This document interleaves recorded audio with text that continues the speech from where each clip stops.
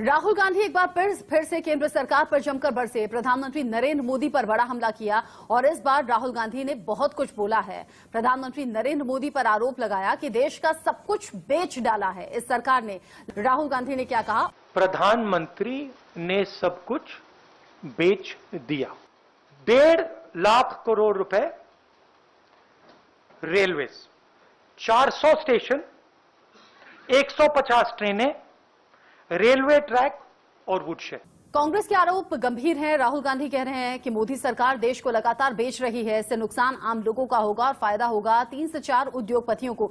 विवेक बिंद्रा हमारे साथ होंगे सीनियर इकोनॉमिस्ट के तौर पर। विवेक बिंद्रा से हम ये भी पूछेंगे क्या मतलब होता है इन सब चीजों का, निजीकरण का मतलब क्या है और इकोनॉमी देश की आप कहां से कहां पहुंची, इसके मायने भी क्या है। विवेक बिंद्रा जी जरा समझाइएगा दर्शकों को, प्राइवेटाइजेशन का मतलब क्या होता है, इसकी जरूरत क्यों पड़ती है किसी भी सरकार को, और इकोनॉमी जो हिंदुस्तान की अभी है पहले के मुकाबले में अब की इकोनॉमी को आप कैसे देखते हैं? हालांकि कोविड काल से प्रभावित सब हुआ है, दुनिया हुई है, ये हम सब जानते हैं। धन्यवाद, थैंक यू वेरी मच। पहले समझते हैं कि आप वैल्यूएबल रिसोर्सेज को जनरेट करते हैं सरकार के लिए, आपके फिस्कल डेफिसिट का जो गैप है उसको कम करते हैं और डेवलपमेंटल प्रोजेक्ट्स के लिए आपको पैसा चाहिए। सरकार का काम होना चाहिए कि वो infrastructure, defence, education, health care और लॉ एंड ऑर्डर पर काम करे। सरकार का काम बिजनेस करना नहीं होना चाहिए। मैं ना सरकार, ना पक्ष, ना विपक्ष की बात करूंगा, मैं बात करूंगा क्या जरूरी है। So privatization is not at all bad, it's a great move by the government. आपको पहले समझना है कि हमारे एनुअल रेवेन्यूज भी बढ़ेंगे इससे, वन टाइम रेवेन्यू आने के अलावा।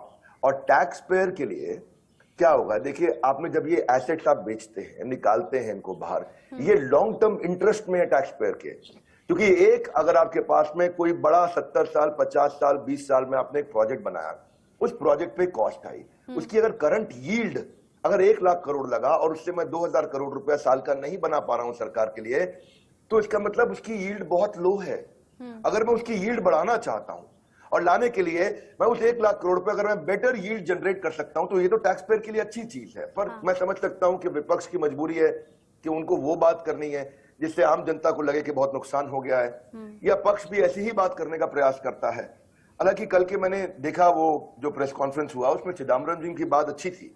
ही सेड वेरी नाइसली कि भाई स्टेक होल्डर्स को इन्वॉल्व करो, and I like that point. But overall I think हमारे पास जो स्टक फंड है इस समय, उनको हेल्थ केयर में, एजुकेशन में, इंफ्रास्ट्रक्चर में लगाना है, दैट्स नंबर 1। नंबर 2, डिफेंस का लैंड, रेलवे की जमीन, बाकी पीएसयू उनको लिक्विडेट इसलिए करना जरूरी है क्योंकि वो अनप्रोडक्टिव एसेट है। आप अनप्रोडक्टिव एसेट को रखें और चिपका के रखें, उससे कभी फायदा देश को नहीं होगा। दूसरा, हमने पहले भी देखा है कि पे राइज बढ़ता है डिसइन्वेस्टमेंट से, प्राइवेटाइजेशन से तनख्वाहें बढ़ती हैं, नई अपॉर्चुनिटीज आती हैं, करियर ग्रोथ होता है और नया एम्प्लॉयमेंट जनरेशन होता है। अगला पॉइंट यह है कि वर्ल्ड बैंक ने भी ये रिपोर्ट किया है कि लगभग $100 बिलियन से ज्यादा का प्राइवेटाइजेशन 97 में शुरू हो गया था। चाइना ने शुरुआत करी थी इसकी और लैटिन अमेरिका ने बहुत किया इसको। यूके को देखो, मार्गरेट थैचर गवर्नमेंट जिसने शुरुआत करी 80s में यूके के अंदर, पहले समझिए ये नारा उनका था कि government has no business to be in business.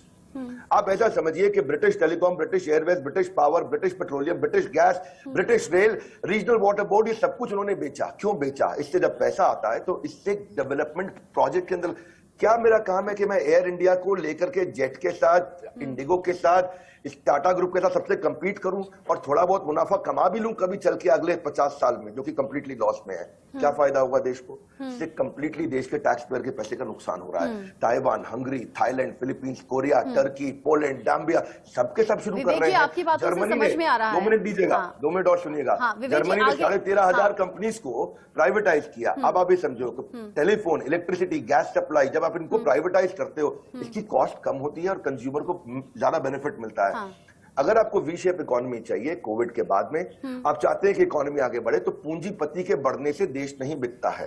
पहले समझ लें। लोग कहते हैं कई बार कि पूंजीपति पैसा खा जाएगा। कैसे? ब्रेकफास्ट में खाएगा, लंच में खाएगा, ब्रेड के बीच में लगा के खाएगा। पूंजीपति पैसा नहीं खाता है। पूंजीपति जब पैसा कमाता है, बढ़ाता है, तो उससे वो बैंक में डालता है, उससे कैश आउटफ्लो इनफ्लो बढ़ता है, लोन का आउटफ्लो बढ़ता है, सर्कुलेशन बढ़ता है, मार्केट में ग्रोथ होती है। टाटा ग्रुप आज आप ये समझे कि वो स्टार्टअप है जो 150 साल से चल रहा है। टाटा ग्रुप भी तो पूंजीपति है ना, एक तरह से 7th लार्जेस्ट प्राइवेट कंपनी है पूरे पृथ्वी के ऊपर। आज $160 बिलियन से ज्यादा मार्केट कैप है। पूरा के पूरे पाकिस्तान का जो टोटल जो मार्केट उनका जो स्टॉक का मार्केट कैपिटलाइजेशन है वो अकेले टीसीएस का उससे ज्यादा है। जीडीपी को 4% कंट्रीब्यूट करता है। आज आसाम, हिमाचल, उड़ीसा और गोवा मिलकर जितना टैक्स देते हैं उससे ज्यादा एक कंपनी देती है टैक्स हमारे देश में। पूंजीपति बढ़ता है तो देश बढ़ता है। नॉन परफॉर्मिंग एसेट्स को बेचने की बात हो रही है और वो आई थिंक मैं कभी चाहे वो कांग्रेस की सरकार हो, बीजेपी की सरकारों में हम उसका समर्थन करना चाहेंगे, क्योंकि हमारे देश में जितना ज्यादा देखिए एक चीज और समझते हैं आपको, it will make state owned companies more productive. क्योंकि आप अच्छा कोई रिलायंस की बात भी होती है, रिलायंस को पहले समझना चाहिए कि 1 लाख करोड़ का तो उन्होंने खाली जीएसटी पे किया हमारे देश के लिए, तो किधर जा रहा है पैसा? ये डेवलपमेंटल प्रोजेक्ट के अंदर जाता है।